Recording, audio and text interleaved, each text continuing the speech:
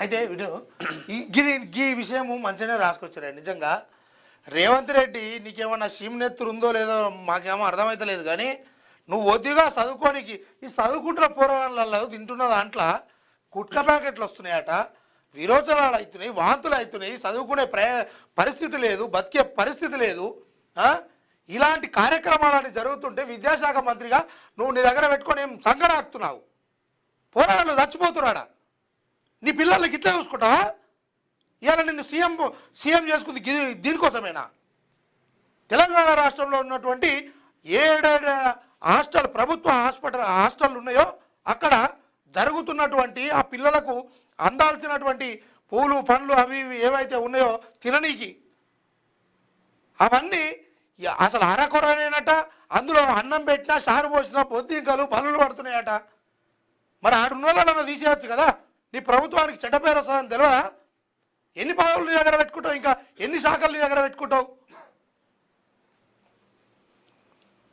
అంటే అసలు నీ ఉద్దేశం ఏంది? తెలంగాణ రాష్ట్రంలో ఈ డైవర్ట్ పాలిటిక్స్ ఎంతసేపు కేసీఆర్ మీద మాట్లాడు, వీళ్ళు దొంగలని చెప్పుడు, అంతేగాని నువ్వు చేస్తున్న ఘనకార్యం ఏముంది?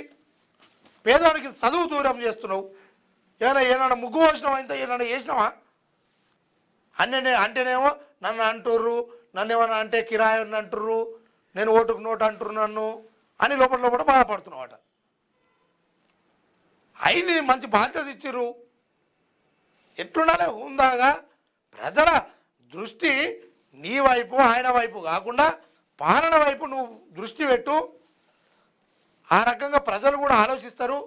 ఏమన్నా అంటే ఆయన కదా 119 సీట్లల్లో 15 మనం మైనస్ చేసుకున్నా మనమే 104 గెలుస్తున్నాం అని ఆయన ఎట్లయితే మాటలు చెప్పిండో నీది కదే నడుస్తూ ఉంది. మొత్తం మనమే గెలుస్తున్నామని ఈ ఉద్దర మాటలను బంద్ చేయరు.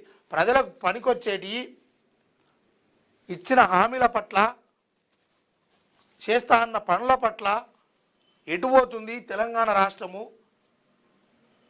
అనే విషయాల పట్ల ఆలోచించాలి. కానీ ఇక ఇంతసేపు ఆయన నువ్వు తిట్టా, నిన్న ఆయన తిట్టా, ఇదే పనులు ఉన్నారు.